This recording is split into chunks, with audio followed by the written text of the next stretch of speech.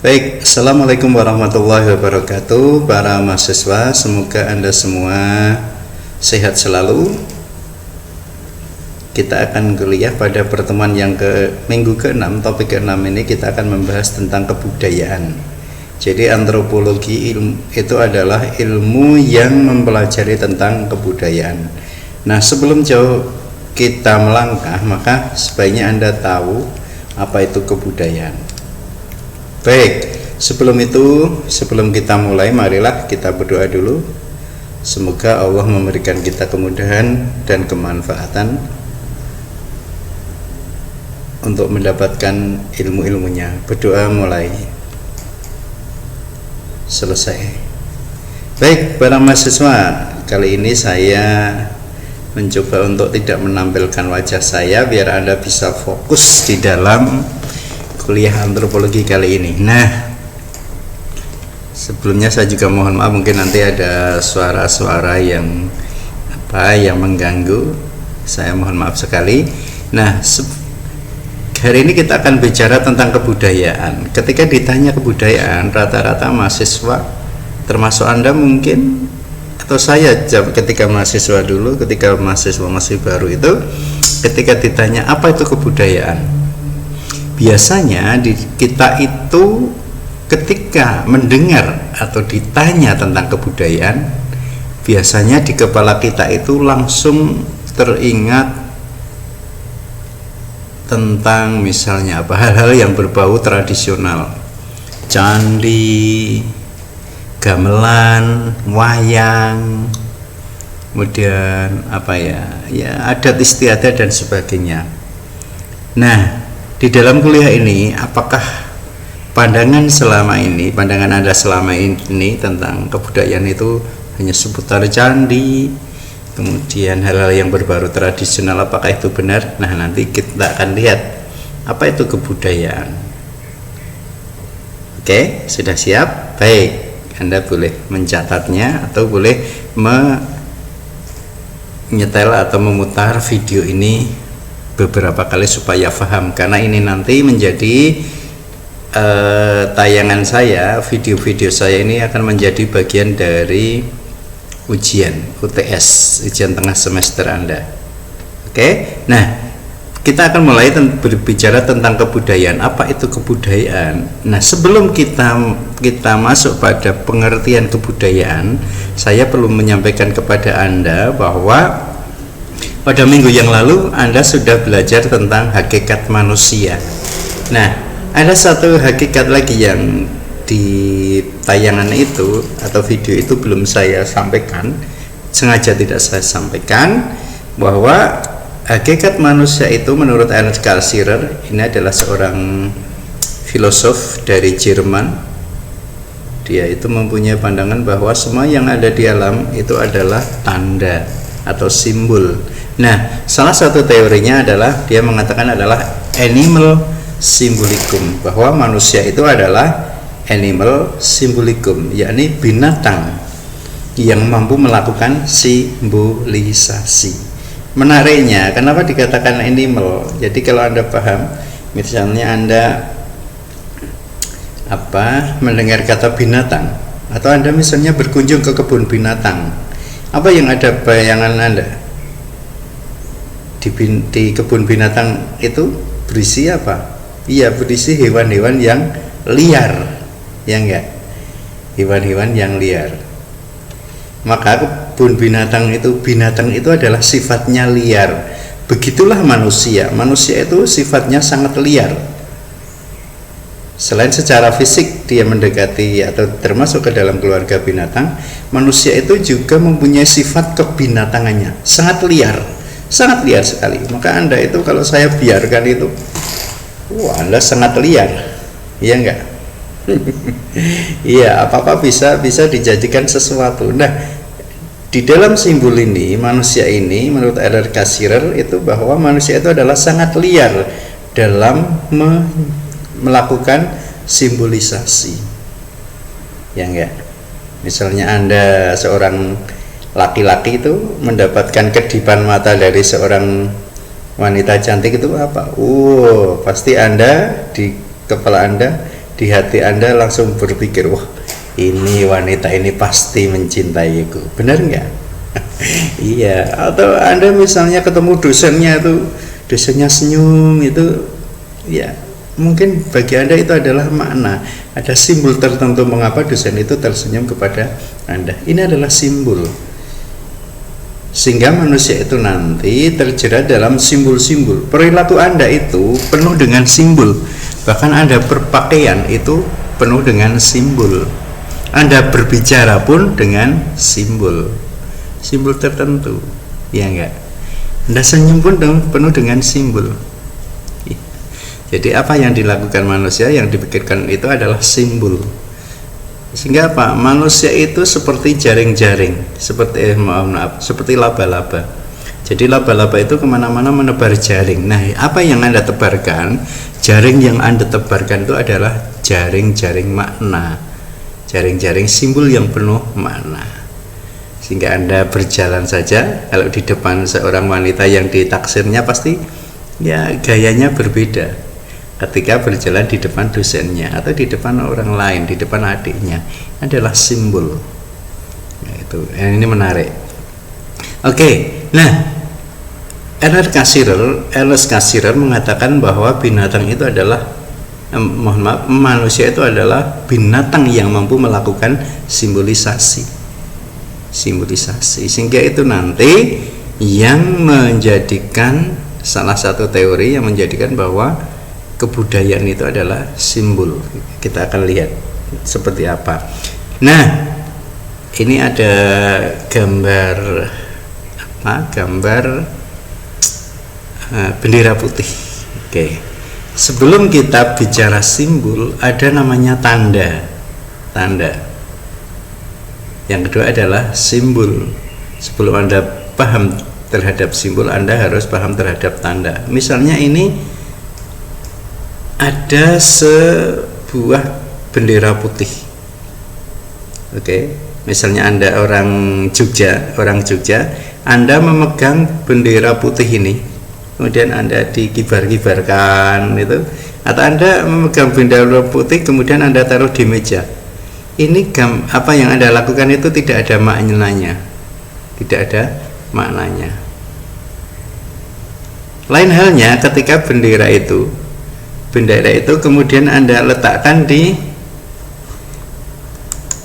ujung gang, misalnya ya, di ujung gang. Coba nanti Anda ke sana, Anda letakkan, Anda buat bendera putih. Kalau Anda orang Jogja lah ya, Anda buat bendera putih kemudian Anda gantung di ujung gang. Apa yang terjadi? Yang terjadi maka nanti orang itu tidak usah diberitahu, tidak usah diberi pengumuman, mereka akan paham bahwa di dalam gang itu ada seseorang yang meninggal. Oke. Jadi sudah paham? Ketika Anda membuat bendera putih, saya ulangi, ketika Anda membuat bendera putih, kemudian Anda letakkan di lantai atau di meja atau dimanapun, itu tidak ada maknanya. Itulah yang disebut sebagai tanda. Paling ketika orang lewat itu, oh ini ada orang yang iseng bikin mainan bendera putih.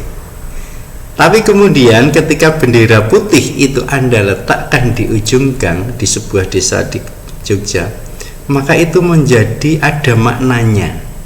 Tanda atau bendera yang putih yang sebelumnya Anda taruh di meja itu tidak ada maknanya, kemudian Anda pindahkan ke sebuah gang, dipasang di sebuah gang, itu menjadi bermakna, maka itulah simbol. Sehingga apa itu simbol? Simbol itu adalah tanda yang diberi makna. Siapa yang memberi makna? Yang memberi makna adalah animal symbolicum atau manusia. Tidak ada orang yang bisa tidak ada makhluk lain yang bisa memberi makna terhadap tanda. Maka ketika ada bendera putih di ujung gang, orang yang akan lewat sana pasti akan berpikir, oh di dalam gang itu, kalau di Jogja lah ya, oh di dalam gang itu ada seseorang yang meninggal. Sehingga dia akan memutar arah atau melakukan hal yang lain. Berbeda halnya dengan kambing atau sapi, santai aja, karena kambing, sapi, monyet, ayam itu tidak paham terhadap bahasa simbol, sehingga ada bendera putih ya dia lewat aja karena dia nggak paham, karena dia tidak mampu melakukan simbolisasi. Oke, sudah paham apa itu tanda, apa itu simbol? Sehingga tanda itu seperti ini, penjelasannya adalah segala sesuatu yang tidak atau belum memiliki makna. Kemudian simbol, apa itu simbol? Simbol itu adalah tanda yang diberi makna. Oke, satu contoh lagi biar Anda paham. Misalnya lampu merah, traffic light. Kalau orang Jakarta bilang lampu merah, kalau orang Jogja bangjo ya.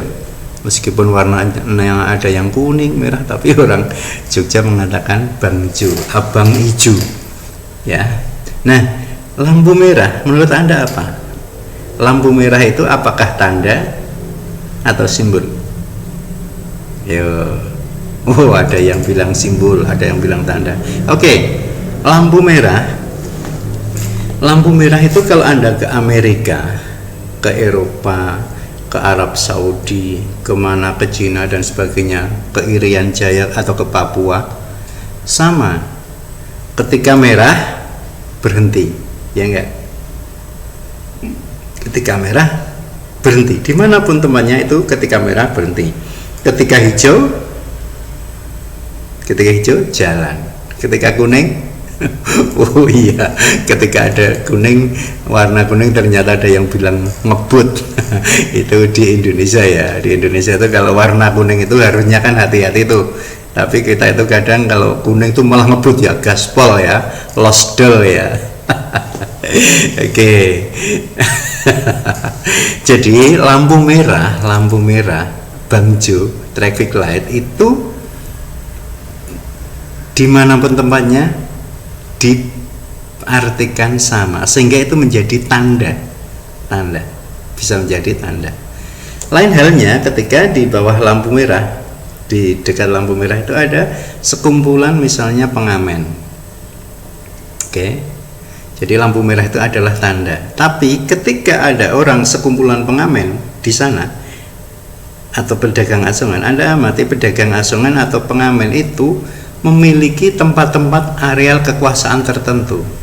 Kalau di Jogja ini misalnya lampu merah di Condong Catur itu pedagang asongannya atau tukang ngamennya berbeda dengan lampu merah yang ada di daerah Ngiwangan. Berbeda lagi di Jalan Wates. Di dekat lampu merah itu masing-masing dikuasai oleh pedagang asongan atau oleh pengamen tertentu. Nah, kata dikuasai ini adalah simbol, sehingga lampu merah bagi orang umum adalah tanda, tapi bagi pengamen itu adalah simbol. Simbol apa? Simbol kekuasaan. Oke, sudah paham ya? Oke, jadi satu benda, misalnya ini benda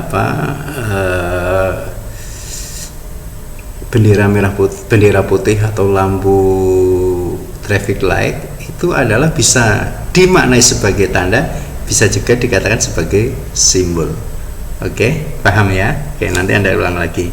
Nah, selanjutnya apa itu simbol? Simbol itu adalah sesuatu, tadi sudah saya sampaikan, adalah segala sesuatu yang dimaknai. Siapa yang memaknai? Yang memaknai adalah kita.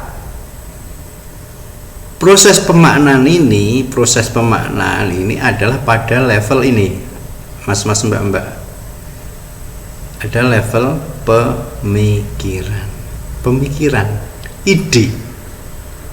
Jadi proses pemaknaan itu adalah pada tataran ide. Jadi simbol itu adalah bukan sesuatu yang bermakna. Oke, simbol itu bukan sesuatu yang bermakna, tapi dimaknai.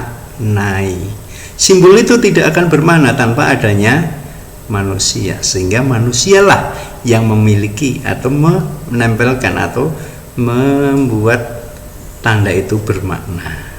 Oke, semoga penjelasan saya jelas dan tidak terlalu cepat. Oke. Jadi simbol itu adalah tanda yang diberi makna. Siapa yang memberi makna? Yang memberi makna adalah manusia. Oke. Dan di mana level makna itu? level makna itu ada pada tataran ide atau pikiran. Ini kata kuncinya dulu. Jadi sebelum memahami kebudayaan, Anda harus paham dulu hakikat manusia itu sebagai animal symbolicum. Kemudian ada tanda dan juga ada simbol. Oke, nah ini yang kita akan mulai masuk. Jadi lalu wujud simbol itu seperti apa? Nah, ya enggak? Wujud simbol itu yang pertama adalah hal-hal yang sangat abstrak atau yang sub abstrak, seperti ide, nilai, norma, aturan. Ini tidak dapat dilihat, tetapi ada dan itu disepakati di dalam sebuah masyarakat. Oke, jadi simbol yang pertama itu adalah tataran ide. Yang kedua semi abstrak. Apa itu? Misalnya perilaku atau tindakan. Ya, jadi Anda berjalan itu, misalnya berjalan itu kan kelihatan berjalan, tapi bekas Anda jalan, bayangan Anda jalan di belakang itu kan nggak ada, sehingga kadang kelihatan kadang enggak. Misalnya Anda berjalan kelihatan, tapi di belakang Anda itu tidak ada bekasnya ketika Anda berjalan, padahal Anda berjalan itu juga berupa simbol. Oke, sehingga simbol yang pertama adalah level ide. Nanti di dalam norma, contohnya apa? Misalnya ada pamali kata orang Sunda ya, kalau orang kayak bahasa umumnya itu pantangan. Orang Indonesia itu punya banyak pantangan. Nah, pantangan kan nggak kelihatan. Misalnya apa? Misalnya orang hamil, misalnya wanita hamil itu dilarang membunuh binatang. Nah, itu kan ada norma, ada aturan yang tidak terlihat, tapi itu disepakati. Kenapa? Ketika orang itu melanggar pantangan itu, maka nanti dia diyakini akan menerima sesuatu yang negatif. Ya enggak? Norma aturan enggak kelihatan, tapi dipatuhi. Ini adalah simbol abstrak. Pantangan, aturan, larangan itu kan hal yang sangat abstrak. Yang kedua adalah tadi perilaku atau ngomong. Anda ngomong itu kan, ngomong kan didengar, enggak abstrak, tapi mana omongannya kan enggak dari mulut Anda kan enggak keluar ini, enggak keluar huruf-huruf atau apa sesuatu, tapi Anda dengar, kita mendengar ada orang ngomong, tapi kita tidak bisa melihat omongannya, agak abstrak. Yang ketiga, wujud simbol itu adalah sangat konkret. Misalnya meja, nah ini meja nih yang saya pukul ini. Nah ini, atau HP, gelas, cangkir, buku dan seterusnya, itu adalah apa? Itu adalah wujud dari simbol. Misalnya buku itu levelnya pada pertama ada level ide. Wah, ada ide untuk membuat buku, misalnya buku tentang antropologi. Kemudian apa? Pada level yang agak abstrak, perilaku. Apa perilakunya? Membuat buku, ngetik dan sebagainya. Sangat konkret atau mencetak buku itu. Sehingga satu simbol itu wujudnya ada 3. Ya enggak? Ada 3, ada abstrak, agak abstrak, yang ketiga adalah sangat konkret. Oke, nah lalu apa sih hubungannya antara simbol dengan kebudayaan itu? Nah, kita akan lihat bahwa ini, coba Anda perhatikan, ketika seseorang itu memaknai tanda dan menghasilkan simbol, setiap orang kan berbeda. Misalnya bendera putih. Bendera putih itu bagi orang Jogja itu kalau diletakkan di sebuah gang itu adalah bendera apa? Bendera kematian. Tapi coba Anda bawa ke daerah Klaten. Daerah Klaten Anda letakkan saja bendera putih itu di ujung gang, di sana tidak ada kehebohan. Karena apa? Karena di Klaten itu bendera orang meninggal itu warnanya merah. Beda kan? Ya. Jadi kalau di Jogja itu putih, kalau ke Klaten itu merah. Nanti kalau Anda ke Magelang, daerah Magelang itu kuning. Ada yang kuning, ada yang merah, ada yang hitam. Nah, ini menarik. Sehingga apa? Sehingga tanda itu tidak dimaknai secara sama oleh individu atau kelompok satu dengan yang lainnya, sehingga nanti satu tanda itu menghasilkan persepsi, menghasilkan makna yang berbeda-beda sesuai dengan jumlah individu atau masyarakat itu. Maka itulah nanti akan terjadi keanekaragaman pemaknaan terhadap tanda atau keanekaragaman simbol, dan keanekaragaman simbol itulah yang disebut sebagai, dan pemaknaan terhadap simbol itulah yang disebut sebagai budaya. Dan disitulah nanti terjadinya mengapa kok budaya itu bermacam-macam, ya karena masing-masing individu, masing-masing kelompok itu memaknai tanda secara berbeda. Oke, itulah kebudayaan ya. Oke, sudah paham? Nah, oke, ini adalah itu dulu kebudayaan. Baik, lalu mengapa kebudayaan itu menjadi berbeda-beda? Karena itu ada dua proses. Yang pertama adalah proses sosialisasi atau pembelajaran nilai-nilai dalam suatu kelompok. Yang kedua adalah pengalaman pribadi, hal yang dialami oleh seseorang individu. Oke, sehingga dari simbol kebudayaan bahwa kebudayaan itu nanti levelnya ini adalah ketika manusia itu memaknai tanda secara berbeda antara individu dengan yang satu dengan yang lainnya, masyarakat yang satu dengan yang lainnya, itulah budaya. Oke, sehingga apa itu kebudayaan? Nah, ini sudah saya buatkan bahwa kebudayaan itu pada dasarnya adalah ini, keseluruhan tanda, tanda, Anda ingat, dan simbol yang digunakan oleh manusia dalam hidupnya untuk mempertahankan keberadaannya sebagai manusia, yang diperolehnya dalam kehidupannya sebagai warga suatu masyarakat. Jadi kebudayaan itu adalah keseluruhan tanda dan simbol. Kebudayaan itu tidak hanya simbol tapi juga tanda dan simbol. Oke, sudah paham ya? Sehingga dari sinilah maka kemudian sebelum ini saja saya loncat ke sini dulu, sehingga ya sebentar. Nah, ini sehingga kebudayaan itu persis seperti simbol yang memiliki, ini teori yang lama yang memiliki 3 wujud. Ini menurut Honigman. Jadi wujud kebudayaan, ini teori yang lama, itu adalah gagasan atau ide. Yang kedua aktivitas. Yang ketiga adalah artefak. Kalau tadi kan wujud simbol ada 3, ide, abstrak, semi abstrak, tidak abstrak. Nah, ini wujud kebudayaan itu adalah berkaitan dengan simbol dan tanda. Ya enggak? Kan simbol itu ada yang levelnya abstrak, tidak kelihatan, semi abstrak, dan juga sangat jelas atau sangat kelihatan. Maka kebudayaan itu, ini adalah teorinya Honigman, wujudnya ada 3. Yang pertama adalah level gagasan atau ideal, wujud ide. Misalnya apa? Kumpulan ide, gagasan, nilai, norma, hampir sama dengan tadi, peraturan dan sebagainya. Nah, ini tidak dapat diraba atau disentuh. Yang kedua adalah wujudnya aktivitas atau tindakan. Nah, ini sehingga ide Anda atau norma-norma yang berlaku di dalam masyarakat, atau norma-norma yang misalnya Anda punya grup WA, norma-norma atau aturan yang berlaku di grup WA Anda itu adalah wujud kebudayaan pada level gagasan. Yang kedua adalah apa?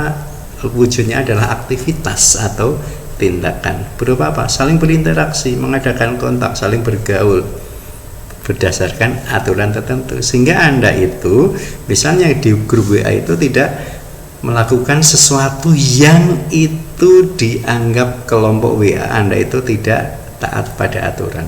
Misalnya oleh miso, nggak boleh miso, tapi nggak boleh ngerayu misalnya. Itu ya, ini dan sebagainya. Kemudian yang terakhir adalah wujud simbol itu adalah artefak atau hasil karya. Misalnya bisa berupa ini, kalau hasil karya itu kebudayaan itu bisa berupa benda yang dapat dilihat atau dapat didokumentasikan. Misalnya Anda di grup itu ada postingan, itu Anda bisa dokumentasikan. Nah, ini adalah wujud kebudayaan yang artefak atau yang kelihatan. Sehingga disinilah maka tadi pertanyaan saya di awal itu apa yaitu kebudayaan. Sehingga kebudayaan itu tidak hanya hal-hal yang sifatnya tradisional. Oke, kebudayaan itu tidak hanya hal-hal yang sifatnya tradisional, tapi segala hal yang berhubungan dengan manusia. Oke, saya punya pertanyaan. Batu, Gunung Merapi meletus, batu, itu kebudayaan bukan? Oke, misalnya tahun berapa itu, 2006 atau berapa? 2010 ya. Gunung Merapi meletus mengeluarkan batu, itu kebudayaan bukan? Oh, sip, mantap. Ya, itu bukan kebudayaan. Karena apa? Itu bukan hasil karya manusia. Ya kan? Sehingga dulu di Jalan Magelang itu penuh dengan batu dan pasir. Jembatannya putus, banyak rumah tenggelam oleh pasir dan batu. Itu bukan kebudayaan. Tapi ketika misalnya ada tukang batu kemudian datang, kok ini ada batu yang besar ya, bagus, kemudian dia ukir menjadi apa? Menjadi cobek, menjadi patung. Itulah kebudayaan. Oke? Sudah paham ya? Batu meletus dari Gunung Merapi itu bukan kebudayaan karena tidak ada campur tangan manusia. Tapi ketika batu itu kemudian diubah menjadi cobek, menjadi apa, hiasan, menjadi patung, itu menjadi ada atau menjadi sebuah kebudayaan. Kenapa? Karena ada campur tangan manusia. Di dalam patung itu ada ide, ada gagasan. Mau saya bentuk apa ya patung ini? Kemudian ada tindakan apa itu? Iya, mengukir itu. Kemudian ada hasil karya, sebuah patung. Oke. Jadi dalam sebuah kebudayaan itu ada 3 level itu. Paham ya? Oke, mantap.